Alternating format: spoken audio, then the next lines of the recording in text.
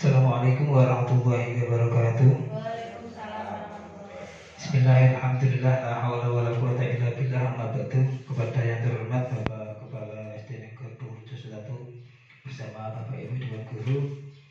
Pertama, marilah kita memanjatkan rasa puja dan syukur kehadirat Allah Subhanahu wa taala yang mana sampai detik ini kita masih diberikan 5 nikmat, rahmat, taufik serta hidayahnya sehingga dapat berkumpul di ruangan ini untuk mengikuti sosialisasi modul 1.4 yaitu budaya positif di lingkungan kelas dan sekolah.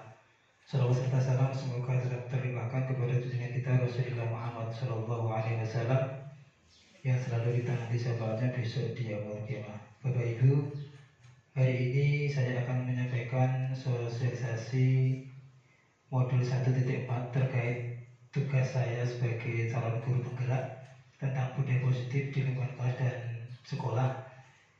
Waktu yang saya butuhkan nanti sekitar kurang lebih 1 jam. Namun sebelumnya acara pada siang hari ini marilah kita buka dengan bacaan basmalah bersama-sama. Bismillahirrahmanirrahim. Namun sebelum acara dimulai, berikutnya akan saya sampaikan untuk acara berikutnya, yaitu sambutan dari Bapak Kepala Sekolah untuk menyampaikan terkait hal ini kepada Bapak Supriyadi. Kami persilakan.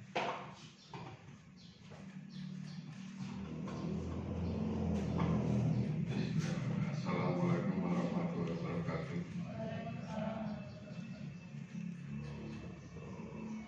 Alhamdulillahirabbil alamin. Assalatu wassalamu ala asrofil anbiya'i wal mursalin sayyidina wa maulana Muhammadin wa ala alihi washabbihi ajmain. Amma ba'du. Yang kami hormati Bapak Ibu Guru SD Gedung Rejo 1. Pertama, marilah kita panjatkan puja-puji doa syukur kehadirat Allah Subhanahu wa taala yang mana atas limpahan taufik rahmatnya nikmatnya kepada kita semua, sehingga pada pagi hari ini kita masih diberi kesehatan sehingga kita dapat melaksanakan sosialisasi modul 1.4 budaya positif di lingkungan kelas dan sekolah oleh Bapak Isna Habibi SPD SD SDN Gedung Rejo 1, calon guru penggerak angkatan 10 Kabupaten Bojonegoro dalam keadaan sehat walafiat. Salawat salam semoga tetap tercurahkan kepada junjungan Nabi besar Muhammad SAW. Semoga kelak kita mendapatkan syafaat darinya, amin ya rabbal alamin.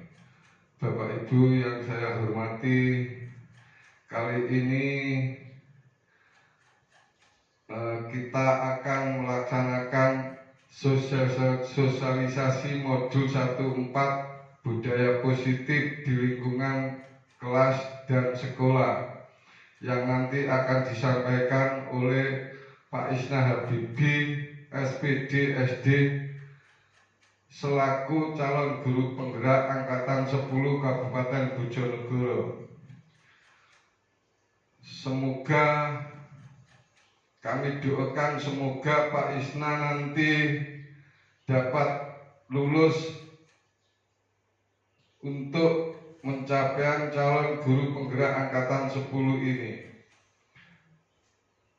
dengan semangat dan sportivitas beliaunya telah mendaftarkan diri sebagai calon guru penggerak angkatan 10 dan alhamdulillah sampai saat ini beliaunya telah lulus untuk calon guru penggerak angkatan 10 ini. Semoga nantinya beliau dapat memberikan motivasi kepada kalian semua yang masih muda-muda. Karena apa? Karena semua guru nanti pada akhirnya akan akan mencalonkan calon guru penggerak di angkatan-angkatan yang akan datang. Ini baru angkatan 10.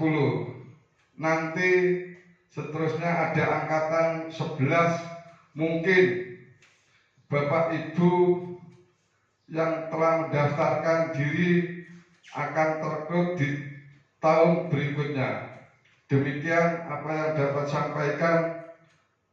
Kurang lebihnya mohon maaf dan saya akhiri wabillahi taufiq hidayah. Wassalamualaikum warahmatullahi wabarakatuh.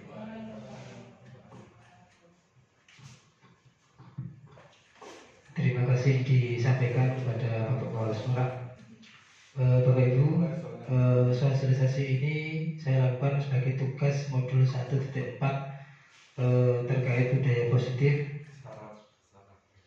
Selamat datang para guru hebat. Mari kita belajar bersama, berkolaborasi, saling mendukung demi terwujudnya budaya positif di sekolah tercinta ini.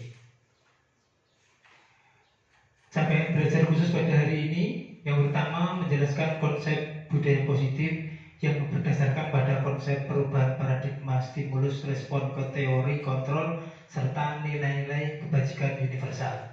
Yang kedua menjelaskan konsep makna disiplin, keyakinan kelas, hukuman dan penghargaan, 5 kebutuhan dasar manusia, restitusi dengan 5 posisi kontrol guru serta segitiga restitusi, dan menerapkannya dalam ekosistem sekolah yang aman dan berpihak pada murid. Yang ketiga, menyusun strategi-strategi aksi nyata yang efektif dengan mewujudkan kolaborasi beserta seluruh pemangku kepentingan sekolah agar tercipta budaya positif yang dapat mengembangkan karakter murid. Yang keempat, menganalisis secara efektif dan kritis penerapan budaya positif di sekolah dan mengembangkannya sesuai kebutuhan sosial murid. Konsep utama budaya positif ada 7 Bapak Ibu. Yang pertama stimulus respon atau teori kontrol. Yang kedua disiplin. Yang ketiga motivasi perilaku manusia. Yang keempat keyakinan kelas. Yang kelima kebutuhan dasar manusia. Yang keenam pendekatan restitusi, posisi kontrol dan restitusi. Yang ketujuh segitiga restitusi. Ini nanti yang akan kita bahas pada hari ini. Perhatikan gambar berikut Bapak Ibu. Ini nanti saya mohon untuk 2 orang maju ke depan. Ada A dan B, Anda dan teman Anda. Sobeklah secari kertas kecil. Tuliskan benda atau sesuatu yang sangat berharga untuk Anda. Letakkan di salah satu tangan Anda dan genggam benda atau sesuatu tersebut dengan segala daya. Buatlah sebuah kepalan. Jadi nanti mengepal yang mana di dalam kepalan itu ada sesuatu yang sangat berharga. Terus teman Anda atau yang B itu akan mencoba sekuat tenaga dengan berbagai cara untuk meminta Anda memberikan benda tersebut. B bisa membujuk, mengancam, menghardik, merayu, menyuap apa saja agar dapat membuka kepalan tangan Anda. Jadi 2 orang ini yang pertama sebagai A itu nanti akan menggenggam tangannya yang mana dalam genggamannya itu ada sesuatu yang sangat berharga. Yang B itu berusaha dengan sekuat tenaga untuk bisa membuka kepalan tangan A karena ingin sekali melihat atau mengambil sesuatu yang ada di dalam genggaman tangan dari A. Coba Pak Budi sama Pak Ki maju. Yang satu menggenggam, yang satu berusaha untuk membuka genggamannya. Oke. Dan membukanya juga dengan merayu-rayu. Bagaimana supaya genggaman itu bisa terbuka? Silakan. Gak usah, langsung saja. Terserah mau, pokoknya bagaimana jenengan bisa merayu agar genggaman tangan Pak Ki itu bisa terbuka. Silakan. Bisa nggak kamu? Kalau saya kasih uang juga enggak.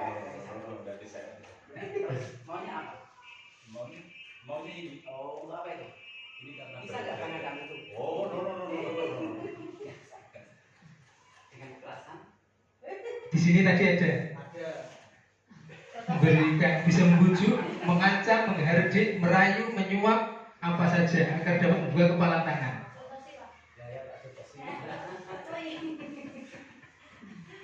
Bisa nggak? Saya kasih uang nggak berapa ya? No. Kamu pilih Saya apa? saya ini barang sangat berharga ini. Coba saya ingin tahu apa? Coba. Oh, no, nggak bisa. Oke. Berhasil atau tidak? Tidak berhasil. Tidak berhasil. Coba lagi kok. Oke, silakan duduk.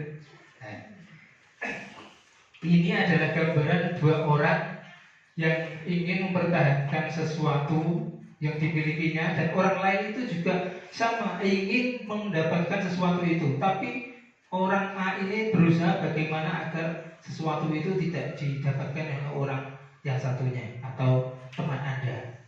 Kita lanjutkan. Siapa sesungguhnya yang memiliki kontrol itu?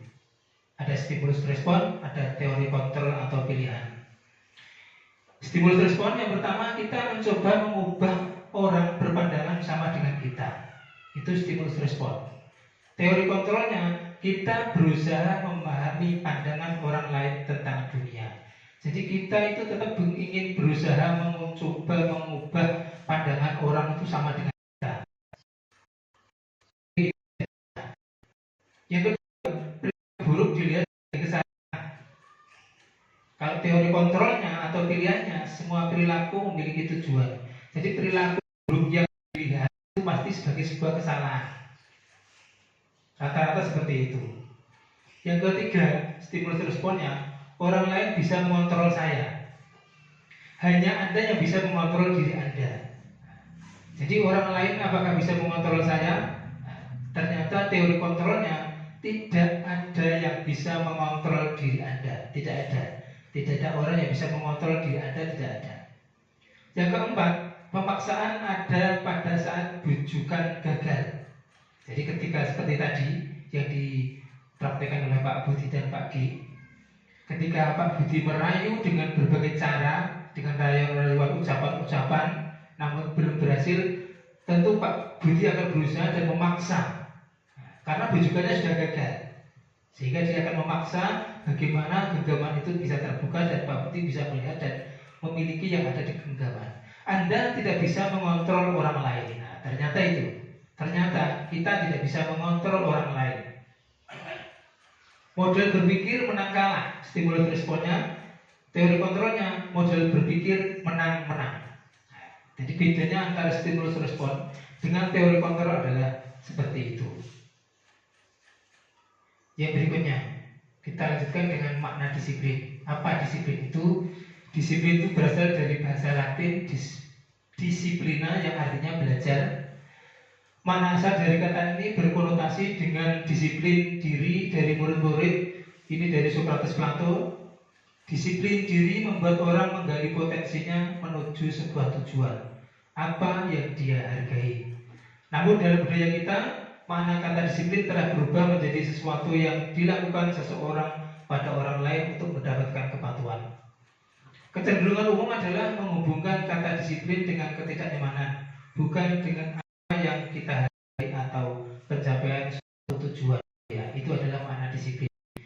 Jadi ini kita nanti belajar disiplin, keinginan keras yang nantinya akan menimbulkan sebuah budaya positif dalam lingkungan sekolah kita atau lingkungan kelas kita. Nilai-nilai kebajikan universal. Nilai-nilai kebajikan adalah sifat-sifat positif manusia yang merupakan tujuan mulia yang ingin dicapai setiap individu. Nilai-nilai tersebut bersifat universal dan lintas bahasa, suku, bangsa, agama maupun latar belakang. Setiap perilaku atau perbuatan memiliki suatu tujuan, itu pasti.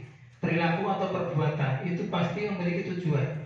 Baik itu perilaku baik maupun buruk, itu pasti ada tujuannya. Itu menurut Dr. William Glasser pada teori kontrol 1984. Dengan mengaitkan nilai-nilai kebajikan yang diyakini seseorang, maka motivasi instinknya akan terbangun, sehingga menggerakkan motivasi dari dalam untuk dapat mencapai tujuan mulia yang diinginkan. Ini menurut D.N.A. Gosen 1998. Nilai-nilai kebajikan yang ingin dicapai oleh setiap anak Indonesia kita kenal dengan profil pelajar Pancasila. Ada 6 bidang, yaitu beriman kepada Tuhan Yang Maha Esa, berakhlak mulia, berbineka global, terus maaf yang lainnya tidak terbaca. Ini The Virtues Project atau proyek nilai-nilai kebajikan. Ada peduli, keterus-terangan, kebersihan, komitmen, belas kasih, percaya diri, belas kasih lagi, bertujuan, tenggang rasa, gotong royong, rajin, keberanian, kesantunan, kreatif, semangat, kedermawanan, kejujuran, dermawan, harga diri, rendah hati. Ada kedermawanan, ada dermawan. Ya, ada dua. Itu sesuatu yang berbeda. Integritas, kebahagiaan, keadilan, baik hati, kesetiaan, berprinsip, bersahaja, keteraturan, kedamaian, keteguhan hati. Rasa hormat, tanggung jawab, pengabdian, bijaksana, bersyukur, toleransi, percaya, lurus hati, ketegasan, dan pengertian. Itu The Virtues Project atau proyek nilai-nilai kebajikan. Sekarang kita lanjutkan dengan teori motivasi, hukuman, penghargaan, dan restitusi. Nah, ini yang akan fokus kita pada hari ini, yaitu teori motivasi, bagaimana kita memberi motivasi, terus hukuman, bedanya itu apa, dan penghargaan serta restitusi. Nanti jenengan akan tahu mana yang termasuk hukuman, mana yang termasuk teori motivasi, mana yang termasuk penghargaan, dan mana yang termasuk restitusi. 3 teori motivasi. Motivasi merupakan dorongan yang timbul pada diri seseorang secara sadar atau tidak sadar untuk melakukan sesuatu tindakan dengan tujuan tertentu.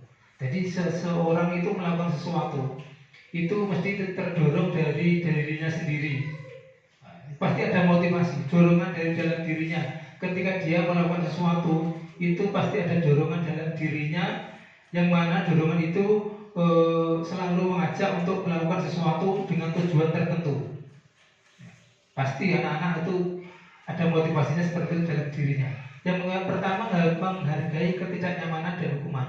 Murid melakukan disiplin diri karena ia takut dihukum. Ini merupakan motivasi eksternal. Jadi gini Bapak Ibu, ketika kita melakukan sesuatu, misalnya menyampaikan sesuatu, tolong anak-anak besok harus berangkat jam 7.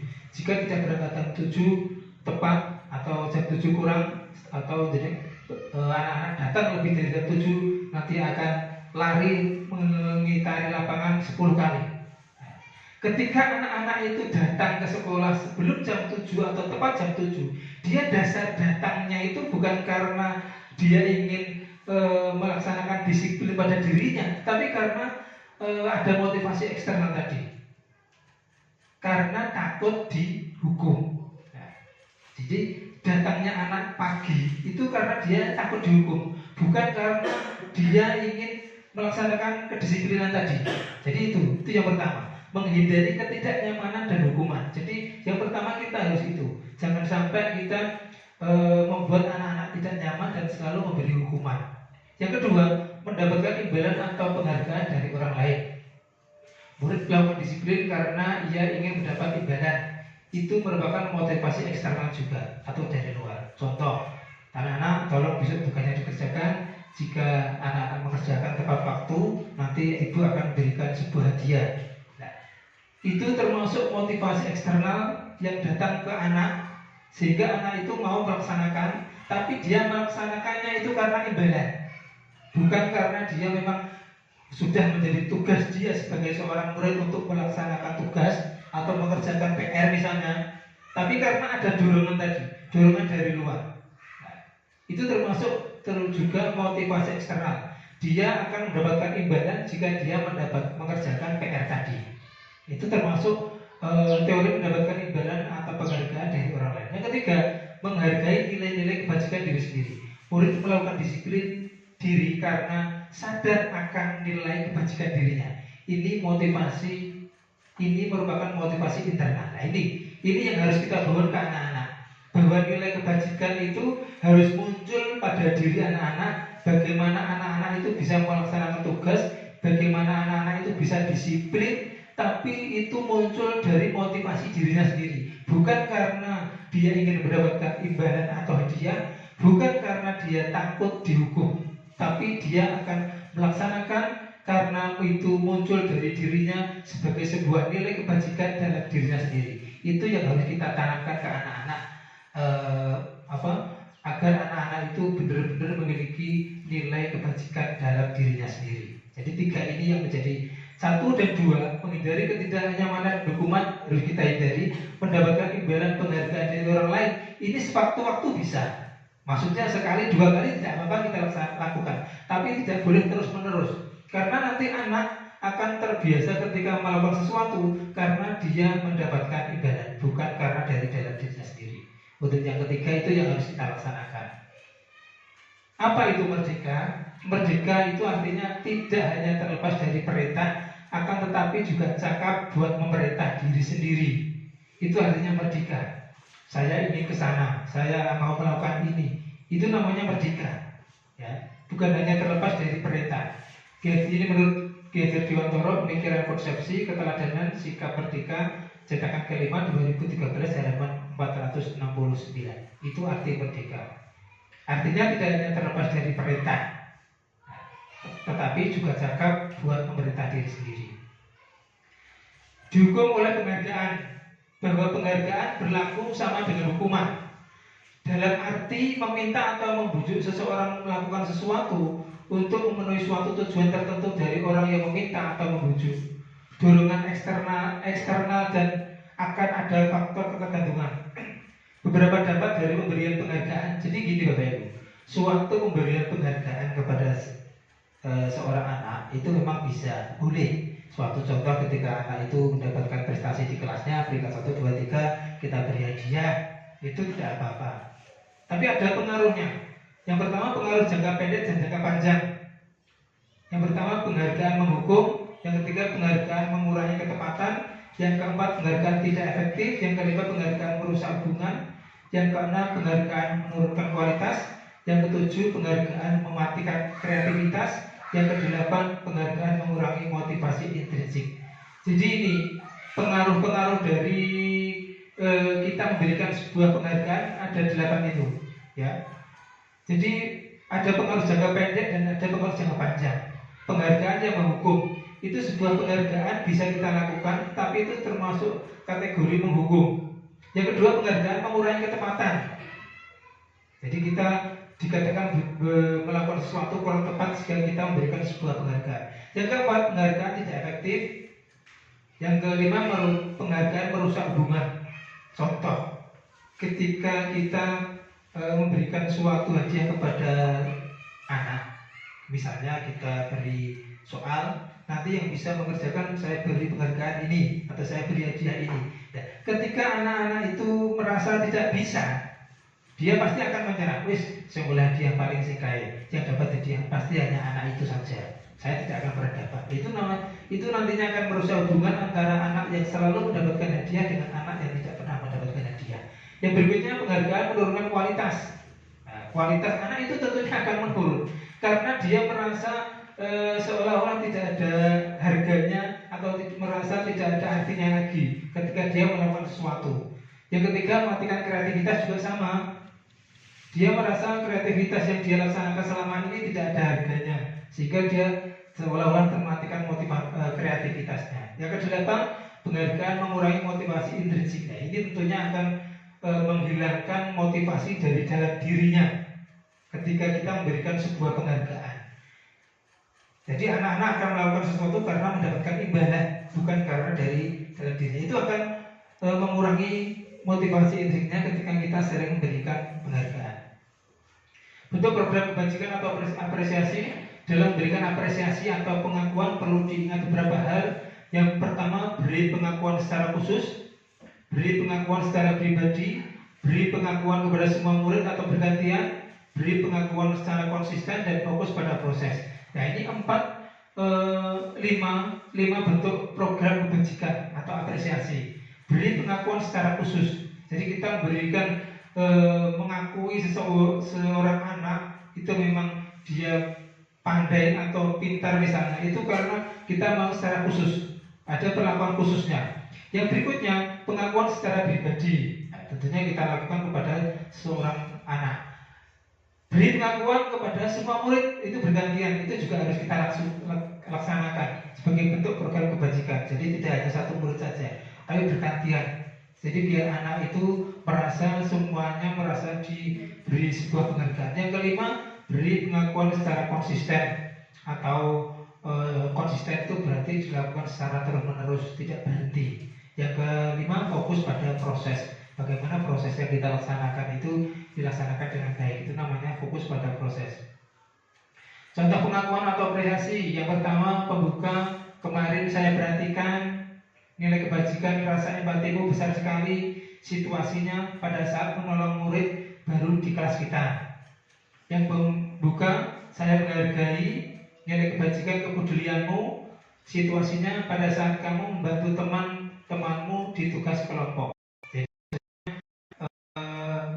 Kebajikannya itu adalah kepedulian ketika anak itu membantu teman di tugas kelompok. Yang ketiga, situasi pada saat kamu memungut kertas yang berserakan, itu masuk rasa tanggung jawab. Terima kasih untuk itu pembukanya itu. Tanggung jawab itu akan muncul pada anak. Ya, contohnya adalah pada saat situasi dia memungut kertas yang berserakan tanpa diperintah. Itu termasuk bentuk nilai kebajikan, rasa tanggung jawab. Hukuman dan konsekuensi. Nah, ini Bapak Ibu. Hukuman adalah tindakan atau keputusan yang diberikan kepada seseorang sebagai akibat dari kesalahan atau pelanggaran yang dilakukan. Konsekuensi adalah hasil atau dampak yang timbul dari suatu tindakan atau kejadian baik positif maupun negatif. Jadi hukuman itu misal anak-anak itu misalnya dia melakukan kesalahan, misalnya dia bertengkar dengan temannya, pasti nanti kita akan memberikan hukuman kepada dia karena dia sudah memulai bertengkar dengan temannya, karena dia melakukan pelanggaran. Itu termasuk hukuman. Contohnya seperti itu. Kalau konsekuensi itu hasil atau dampak yang timbul dari suatu tindakan atau kejadian, nanti akan kita lihat mana yang konsekuensi, mana yang hukuman. Perbedaan hukuman dan konsekuensi. Hukuman sesuatu yang menyakitkan harus terjadi. Nah, hukuman. Hukuman itu bagi yang menerima itu sesuatu yang menyakitkan dan itu harus terjadi. Ya, seperti tadi, misalnya anak itu membuat kerusuhan, kita memberikan hukuman, itu termasuk menyakitkan bagi dia. Kalau konsekuensi, sesuatu harus terjadi. Yang kedua, hukuman membuat anak sakit, baik fisik maupun hati untuk jangka waktu yang lama. Itu hukuman. Ketika anak dihukum, misalnya dia dipanaskan di tengah lapangan, itu akan merusak fisik atau hati mereka untuk jangka waktu yang lama. Kalau konsekuensi membuat rasa tidak nyaman dalam waktu jangka pendek, itu konsekuensi, hanya jangka pendek saja. Hukuman, anak membenci kedisiplinan. Yang konsekuensi, anak menghargai disiplin. Jadi ketika seorang anak itu mendapatkan hukuman, dia akan membenci kedisiplinan. Kenapa? Suatu contoh ketika dia dituntut untuk berangkat pagi, dia akan malas, ya, dia akan malas, sehingga dia akan membenci kedisiplinan. Yang keempat, hukuman itu sebuah paksaan. Kalau konsekuensi itu stimulus tanggapan. Hukuman mendorong anak menyakiti diri sendiri. Konsekuensi mendorong anak agar mudah menyesuaikan diri. Hukuman konsep diri yang buruk. Jadi hukuman itu sebuah konsep yang buruk. Konsekuensi konsep diri yang baik. Hukuman anak belajar untuk menyembunyikan kesalahan. Konsekuensi anak belajar untuk mematuhi peraturan. Jadi ketika anak itu berbuat kesalahan, dia pasti akan menyembunyikan kesalahannya karena dia takut akan dihukum. Pasti dia akan menyembunyikan. Suatu contoh ketika Bapak Ibu manggil anak-anak untuk datang ke kantor untuk dengan tanya apa yang sudah dia lakukan, dia pasti akan berusaha untuk menyembunyikannya. Kenapa? Karena kalau dia berterus terang, dia nanti akan takut akan mendapatkan hukuman. Tapi kalau konsekuensi tidak, anak belajar untuk mematuhi peraturan. Yang berikutnya, marah, rasa bersalah, dipermalukan, merasa tidak dihargai. Itu sebuah hukuman yang kita berikan kepada anak. Dia akan merasa bersalah, dipermalukan, merasa tidak dihargai. Yang berikutnya, kalau konsekuensi kehilangan hak, tidak dibuat tidak nyaman, diasingkan untuk sementara atau time out. Itu kalau konsekuensi. Ini perbedaan hukuman dan konsekuensi. Berikutnya, nah ini. Mari kita jawab bersama-sama. Menurut Anda termasuk hukuman atau konsekuensi? Mencatat 100 kali dalam buku kalimat saya tidak akan terlambat lagi karena terlambat ke sekolah. 100 kali mencatat dalam buku kalimat. Ini termasuk hukuman atau konsekuensi, Bapak Ibu? Hukuman, betul. Yang berikutnya, Kari mengelilingi lapangan basket 2 kali karena terlambat hadir di sekolah. Apa? Hukuman. Yang berikutnya, murid diminta untuk push up 15 kali karena tidak menggunakan masker ke sekolah. Kita lihat hukuman. Jadi ketika anak itu tidak menggunakan masker kok diminta push up, itu kan tidak ada korelasinya, tidak ada hubungannya antara masker dengan push up.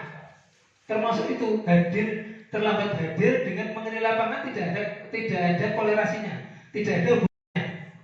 Makanya terhubungan hukuman. Berikutnya, menggantikan kertas tugas teman karena telah dicoret-coret. Konsekuensi, betul.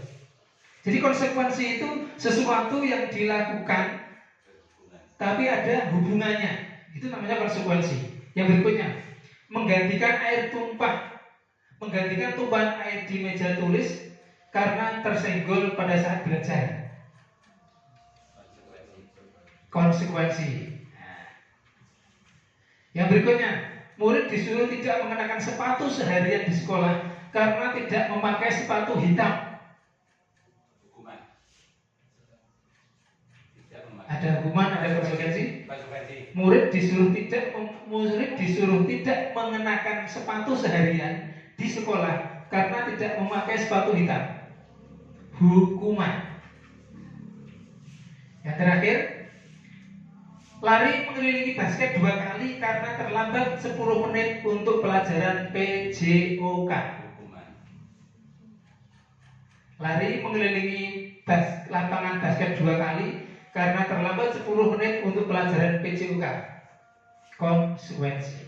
Kenapa? Karena lari dengan pelajaran PJOK ada korelasinya, ada hubungannya, ya, sehingga itu termasuk konsekuensi.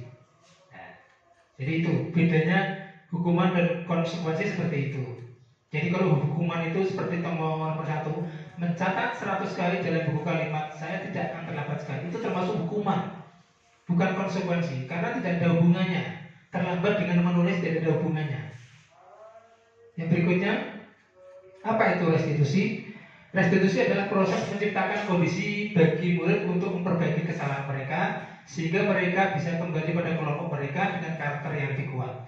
Restitusi juga merupakan proses kolaboratif yang mengajarkan murid untuk mencari solusi untuk masalah mereka dan membantu murid berpikir tentang orang seperti apa yang mereka ingin atau menjadi tujuan mulia, bagaimana mereka harus memperlakukan orang lain. Seperti yang kemarin saya lakukan dengan GR kemarin, itu termasuk restitusi.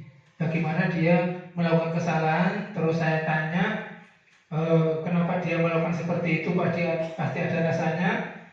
Nah, itu namanya restitusi. Terus ada keyakinan kelas, Bapak Ibu. Jadi dalam kelas kita harus membuat sebuah keyakinan, bukan lagi tata tertib, tapi kita rubah menjadi keyakinan kelas. Jadi keyakinan kelas itu kita buat bersama-sama bersama murid, terus kita tempel di dinding kelas.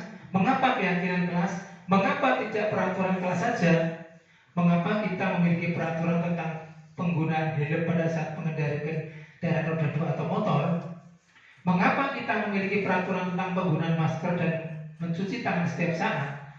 Untuk mendukung motivasi intrinsik, kembali ke nilai-nilai atau keyakinan-keyakinan lebih menggerakkan seseorang dibandingkan mengikuti serangkaian peraturan-peraturan.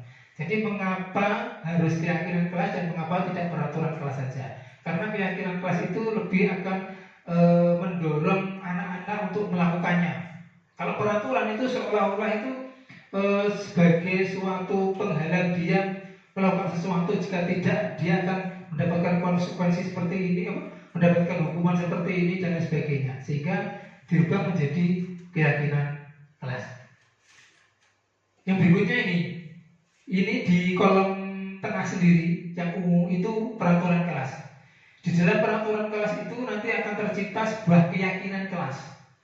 Jika sudah tercipta keyakinan kelas, nanti akan terjadi lingkungan yang positif, tentunya lingkungan kelasnya. Nah, dari lingkungan positif itu nanti pasti akan tercipta budaya positif.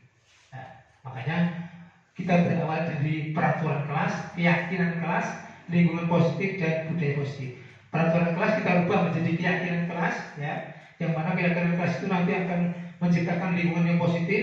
Dari lingkungan yang positif akan menciptakan sebuah budaya positif. Yang berikutnya langkah-langkah utama dalam menetapkan keyakinan kelas serta pendalamannya. Yang pertama, berdiskusi memunculkan peraturan-peraturan yang perlu ditaati warga kelas. Itu yang pertama. Yang kedua, merubah peraturan-peraturan menjadi kalimat yang lebih positif. Peraturan-peraturan, anak dilarang memakai sepatu putih, tidak seperti itu namanya peraturan. Tapi kita rubah menjadi kalimat-kalimat yang lebih positif. Sebaiknya anak-anak mengenakan sepatu berwarna hitam. Itu termasuk kalimat yang lebih positif. Menyaringkan peraturan-peraturan menjadi nilai-nilai kebajikan atau keyakinan kelas. Jadi peraturan-peraturan itu kita rubah menjadi sebuah nilai kebajikan atau keyakinan kelas. Yang keempat, berdiskusi mengenai gambaran perilaku yang mencerminkan keyakinan kelas. Jadi kita harus berdiskusi bagaimana kita memiliki gambaran perilaku yang mencerminkan sebuah keyakinan kelas. Yang kelima, berdiskusi mengenai peran seluruh warga kelas. Jadi bagaimana kita bisa berdiskusi dalam sebuah kelas itu, seorang anak itu mempunyai peran masing-masing. Ada menjadi ketua kelas, bendahara, wakil kelas, wakil ketua kelas, ada seksi ini, seksi itu. Itu namanya kita berdiskusi untuk peran-peran dari seluruh warga kelas. Yang keenam, meninjau ulang keyakinan kelas dari waktu ke waktu. Jadi keyakinan kelas itu harus sering kita tinjau untuk agar tidak merasa anak-anak tidak merasa bosan dengan keyakinan kelas itu. Oke, mari kita buat keyakinan kelas berdasarkan peraturan kelas.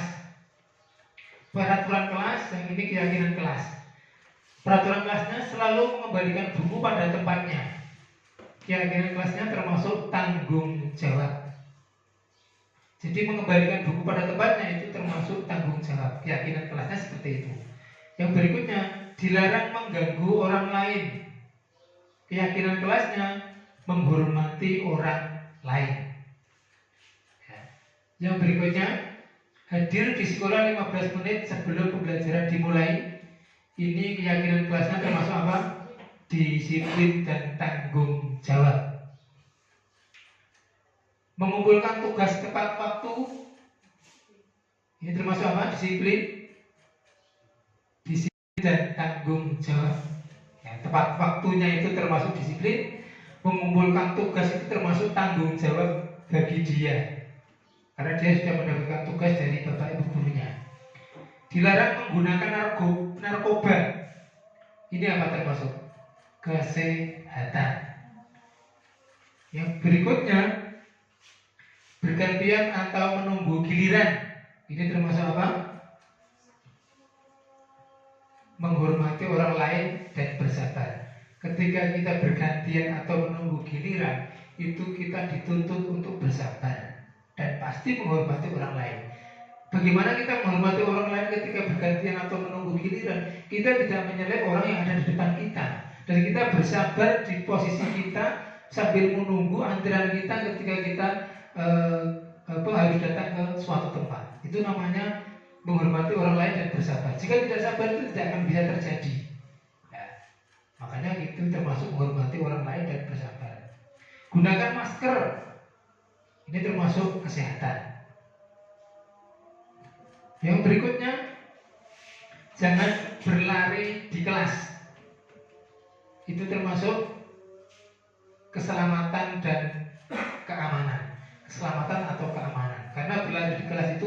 bisa menimbulkan nanti anak itu jatuh, terbentur meja, itu termasuk keselamatan dan juga keamanan. Kebutuhan dasar manusia Bapak Ibu ada 5. Apa itu kebutuhan dasar manusia? Kebutuhan dasar manusia adalah kebutuhan yang harus dipenuhi agar manusia dapat bertahan hidup dan berkembang. Yang pertama, kasih sayang dan rasa diterima. Itu pasti orang itu membutuhkan. Pasti kita membutuhkan kasih sayang dan rasa diterima. Bagaimana dalam sebuah keluarga itu kita bisa diterima oleh keluarga kita, itu pasti kita membutuhkan itu, termasuk kasih sayang. Yang kedua, kesenangan. Pasti kita butuh kesenangan, itu kebutuhan dasar manusia. Yang keempat, kebebasan. Pasti kita juga butuh kebebasan. Tidak mungkin kita mau dikekang oleh orang lain sehingga kita tidak bisa apa-apa, kita tidak bisa melakukan apa-apa. Itu tidak mungkin. Yang keempat, penguasaan. Penguasaan itu pasti kita ingin berusaha untuk menguasai sesuatu, itu namanya penguasaan. Ya, itu termasuk kebutuhan dasar manusia. Ini Bapak Ibu, kebutuhan dasar manusia. Yang pertama tadi, bertahan hidup. Kebutuhan yang bersifat fisiologis untuk bertahan hidup, misalnya kesehatan, rumah, dan makanan. Kebutuhan yang lain yaitu kebutuhan psikologis, kebutuhan akan perasaan aman dan biologis atau bagian dari proses reproduksi. Pasti kita butuh bertahan hidup, ya, karena itu bersifat fisiologis. Kita butuh kesehatan, butuh rumah, butuh makan. Itu termasuk kebutuhan bertahan hidup. Yang kedua, kasih sayang dan rasa diterima. Kebutuhan untuk memberi dan menerima kasih sayang dan kebutuhan untuk merasa menjadi bagian dari suatu kelompok. Itu termasuk kebutuhan kita, kasih sayang dan rasa diterima. Bagaimana kita ingin diterima di suatu kelompok, di suatu komunitas, itu pasti tidak mungkin tidak. Di masyarakat kita juga pasti ingin diterima di sebuah masyarakat. Yang ketiga, kesenangan. Kebutuhan untuk mencari kesenangan, bermain dan tertawa. Itu pasti. Tidak mungkin setiap hari kita tidak pernah merasa senang, tidak mungkin. Pasti merasa senang. Termasuk bermain dan juga tertawa. Yang keempat, penguasaan. Kebutuhan penguasaan. Kebutuhan ini meliputi keinginan untuk dianggap berharga. Pasti seseorang itu ingin dirinya dianggap berharga bagi orang lain. Bisa membuat perbedaan, bisa membuat pencapaian kompeten diakui dan dihormati. Yang kelima, kebebasan. Untuk kebutuhan akan kemandirian, otonomi, memiliki pilihan dan mampu mengendalikan arah hidup seseorang. Ini kebutuhan dasar manusia. 5 posisi kontrol. Nah ini Bapak Ibu, ada penghukum, ada pembuat rasa bersalah, ada teman, ada pemantau, dan ada manajer. Yang pertama, penghukum. Itu identitas gagal, kontrol di luar. Penghukum itu ya itu seperti tadi, menyuruh anak untuk menulis 100 kali tulisan saya tidak akan terlambat. Itu termasuk hukum. Itu termasuk identitas gagal. Membuat rasa bersalah itu termasuk identitas gagal, kontrol dari luar. Pembuat rasa bersalah misalnya seperti ini Bapak Ibu. Misalnya anak-anak melakukan kesalahan. Misalnya Sony, kenapa kamu melakukan seperti itu? Kamu kok tidak kasihan dengan saya? Nanti saya itu bisa dimarahi oleh kepala sekolah karena perbuatan kamu. Itu termasuk pembuat rasa bersalah. Pembuat rasa bersalah kepada anak yang melakukan kesalahan tadi, itu termasuk contoh pembuat rasa bersalah. Tolonglah, kasihani Pak Guru, jangan seperti itu kamu. Kamu harus berubah. Nanti saya bisa dimarahi oleh kepala sekolah. Itu termasuk pembuat rasa bersalah. Yang ketiga, teman. Identitas berhasil, kontrol dari luar. Teman itu bagaimana kita berbicara kepada anak yang membuat kesalahan, tapi dia itu seolah-olah sebagai teman kita. Yang keempat, pemantau. Itu identitas berhasil, kontrol dari luar. Sama. Kalau penghukum dan pembuat rasa bersalah, itu identitasnya gagal.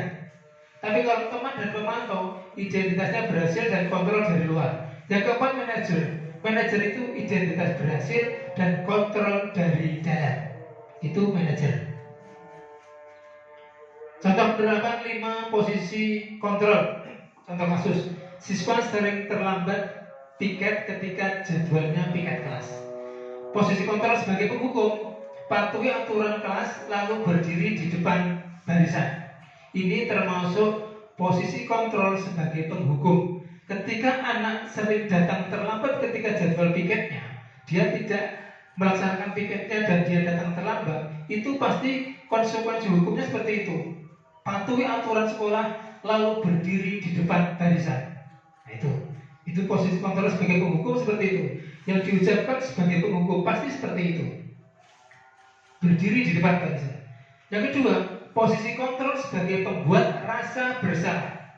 Contoh, berapa kali bu guru harus memberitahu kamu, bu guru kecewa sama kamu. Itu termasuk sebagai pembuat rasa bersalah. Anak itu akan merasa bersalah ketika kita mengucapkan seperti itu, seolah-olah dia itu sebagai penyebab dari apa yang disampaikan atau yang diucapkan oleh guru tadi.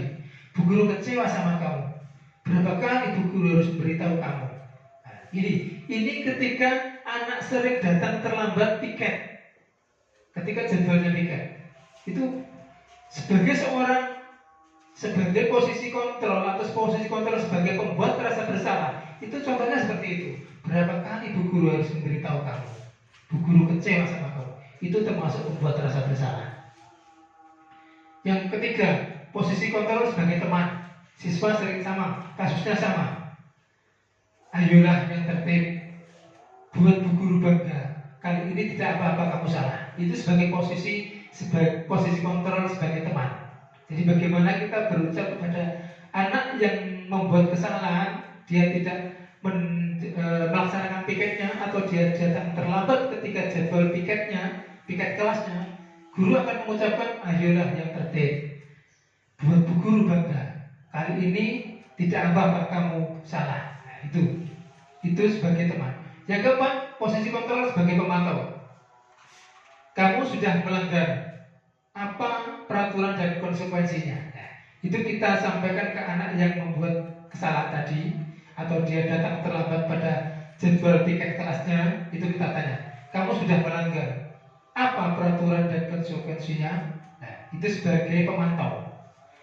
Yang kelima, sebagai kontrol, posisi kontrol sebagai manajer. Nah, ini Bapak Ibu, yang harus kita lakukan adalah posisi yang kelima, posisi kontrol sebagai manajer.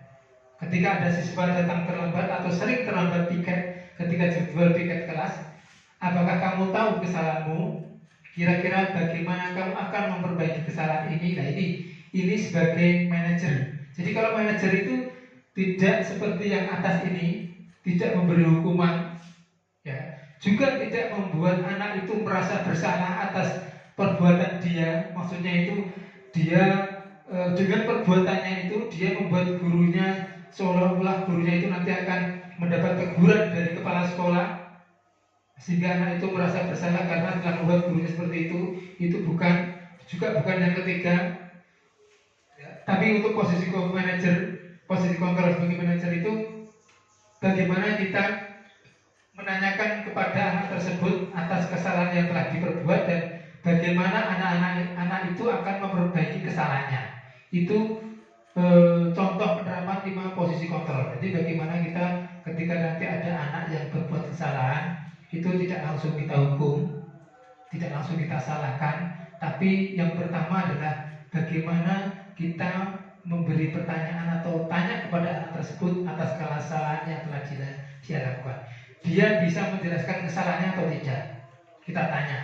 Terus kita tanya lagi apakah dia mau atau dia bersedia untuk memperbaiki kesalahan-kesalahan dia. Itu termasuk posisi kontrol sebagai manajer.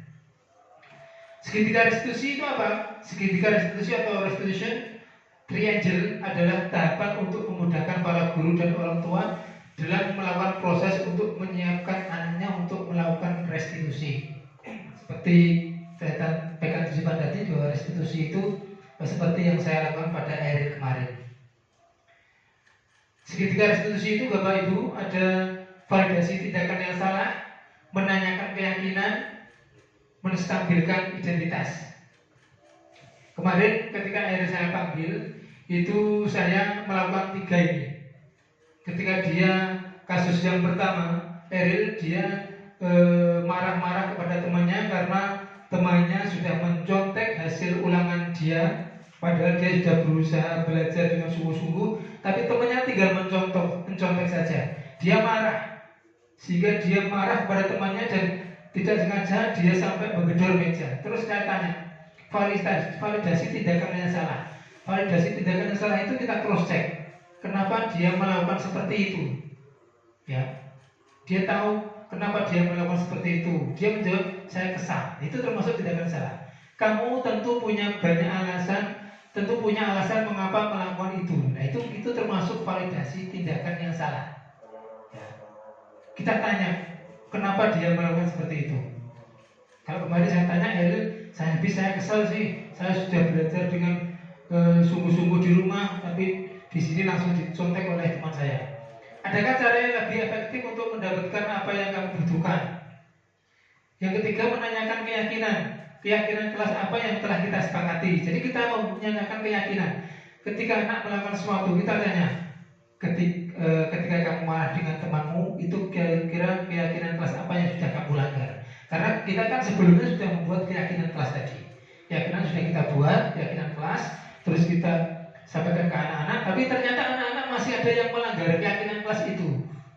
Makanya ketika anak membuat kesalahan, kita melaksanakan 3 restitusi ini. Tidak langsung menghukum dan sebagainya.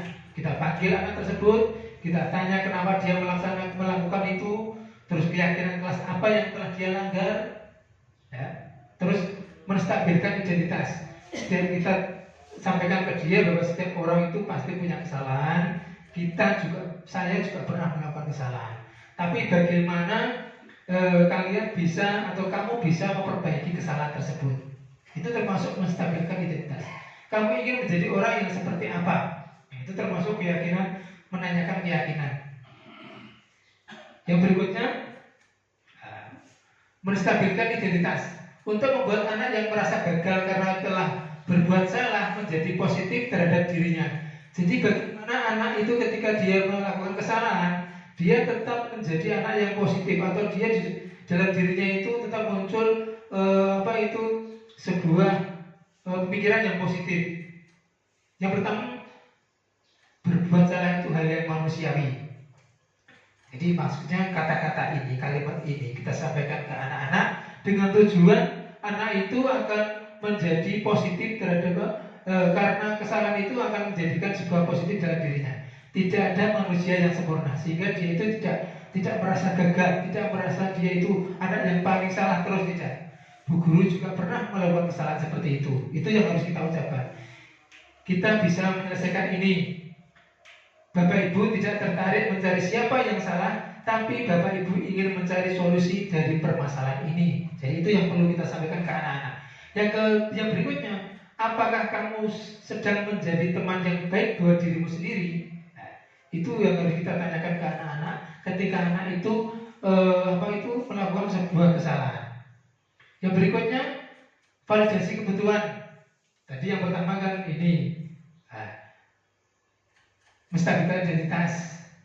Jadi identitas itu kita stabilkan dulu. Yang berikutnya, validasi kebutuhan. Membantu murid menganalisa atau basic needs, mengenali basic needs atau kebutuhan dasar yang ingin dipenuhinya ketika melakukan kesalahan itu. Apa dasarnya setiap tindakan manusia? Tujuannya adalah memenuhi basic needs. Apakah itu power, freedom, love, and belonging, fun, and survival. Guru berkata, kamu bisa saja melakukan hal yang lebih buruk, tapi kamu tidak melakukannya, kan? Ditanya seperti itu. Kamu pasti punya alasan mengapa kamu melakukannya. Itu termasuk validasi kebutuhan. Apa yang penting buat kamu? Itu contoh-contoh kalimat yang harus kita berikan ke anak-anak. Bahwa kamu belajar cara lain untuk mendapatkan yang kamu butuhkan tanpa menggunakan kekerasan? Apakah kamu bisa melakukannya lebih baik lagi besok? Itu kalimat-kalimat yang kita lakukan, kita ucapkan ke anak kita ketika kita melakukan validasi kebutuhan. Yang keempat, yang ketiga, menanyakan keyakinan. Anak-anak melihat kesalahannya dihubungkan dengan norma sosial dan nilai-nilai yang mendasari manusia berinteraksi dengan orang lain. Guru berkata, apa nilai keyakinan kelas yang kita percaya di kelas atau sekolah kita? Ini menanyakan keyakinan. Nilai-nilai universal apa yang telah kita sepakati? Kamu ingin menjadi anak seperti apa? Itu menanyakan keyakinan. apa yang kamu rasakan ketika melakukan itu, terus kamu ingin menjadi orang seperti apa. Itu termasuk menanyakan keyakinan dari ketiga restitusi tadi. Jadi anak-anak itu ketika dia melakukan kesalahan atau melihat kesalahannya, itu dihubungkan dengan norma-norma sosial dan nilai-nilai yang mendasari manusia berinteraksi dengan orang lain. Ini disiplin positif atau teori kontrol atau teori William menurut Dr. William. Anda tidak bisa mengontrol orang lain, hanya Anda sendiri yang bisa mengontrol diri Anda. Mana disiplin belajar kontrol diri dengan menggali kompetensi kita agar tercapai tujuan, yaitu yang mulia, yaitu sesuatu menjadi seseorang yang kita inginkan berdasarkan nilai-nilai yang kita yakini. Semua perilaku memiliki tujuan. Ini ada gini Bapak Ibu, ada 3 teori motivasi. Yang pertama, untuk menghindari hukuman, untuk mendapatkan imbalan, untuk menghargai diri sendiri. 3 teori motivasi. Jadi bagaimana kita memberikan motivasi ke seseorang itu atas 3 dasar ini. Yang pertama untuk menghindari hukuman, yang kedua untuk mendapatkan imbalan, yang ketiga untuk menghargai diri sendiri. Nilai-nilai kebajikan universal, keyakinan kelas, terus model berpikir menang konsekuensi, menciptakan pilihan-pilihan baru. 5 posisi, yang pertama 5 posisi kontrol, ini posisi kontrol Bapak Ibu. Yang pertama sebagai penghukum, tadi sudah pembuat rasa bersalah, teman, pemantau, dan manajer. Segitiga restitusi tadi, ya, intinya ini mendisiplinkan identitas, validasi tindakan yang salah, menanyakan keyakinan. Kebutuhan yang berbeda-beda, kita berusaha memahami pandangan orang lain tentang dunia. Setiap orang memiliki gambaran berbeda-beda. 5 kebutuhan dasar manusia tadi, yang pertama bertahan hidup, penguasaan, kasih sayang dan rasa diterima, kesenangan dan kebebasan. Ini adalah teori kontrol atau disiplin positif dari beberapa yang sudah saya sampaikan tadi. Ada 3 motivasi, yang pertama tadi sudah, terus 5 posisi kontrol, segitiga restitusi, dan 5 kebutuhan dasar manusia. Nilai-nilai kebajikan universal tadi sudah, ini keyakinan kelas. Keyakinan kelas itu bisa kebutuhan kesepakatan kelas yang telah kita buat. Kata hari ini, dalam penerapan program disiplin positif, hendaknya guru memiliki standar kepribadian profesional dan sosial yang baik, di mana guru mampu berefleksi pada posisi kontrolnya saat ini. Bagaimana perjalanan dirinya sebagai seorang posisi manajer yang menuntut murid-murid menjadi insan mandiri, merdeka, dan bertanggung jawab. Semoga sesi belajar ini kita hari ini membawa manfaat sehingga dapat mewujudkan pelajar berprofil Pancasila, salam merdeka, belajar. Jadi ini kata-kata hari ini. Ini yang terakhir, hal baru apa yang Bapak Ibu dapatkan dari pembelajaran hari ini. Mohon untuk dari Bapak Ibu menyampaikan apa yang sudah didapatkan pada apa yang sudah saya sampaikan hari ini, dari mulai depan tadi sampai dengan yang terakhir tadi, mulai dari kebutuhan dasar manusia, disiplin positif dan sebagainya. Silakan. Terima kasih. Assalamualaikum warahmatullahi wabarakatuh. Saya akan menanggapi berkaitan dengan CGP ini. Program CGP ini akan memotivasi bagi kami sebagai guru untuk proses belajar mengajar yang bertujuan untuk keberpihakan kepada murid atau anak didik kita selama proses belajar mengajar sehari-hari. Dengan adanya CGP ini, kita termotivasi untuk menggali potensi-potensi dari anak, apa saja yang anak miliki, kita untuk bisa menggalinya supaya apa yang diharapkan anak-anak atau harapan kita supaya menjadi sebuah suatu pencapaian yang lebih baik lagi. Terima kasih. Wabillahi taufiq wal hidayah. Assalamualaikum warahmatullahi wabarakatuh. Waalaikumsalam warahmatullahi wabarakatuh. Terima kasih Pak Kim atas refleksi yang diberikan atas diseminasi yang saya lakukan pada hari ini. Terima kasih atas perhatian Bapak Ibu sekalian dan mohon maaf atas segala kekurangan selama saya menyampaikan diseminasi kurang lebih 59 menit atau 60 menit ini. Terima kasih saya ucapkan penghargaan yang setinggi-tingginya kepada Bapak Ibu sekalian. Saya akhiri, wassalamualaikum warahmatullahi wabarakatuh.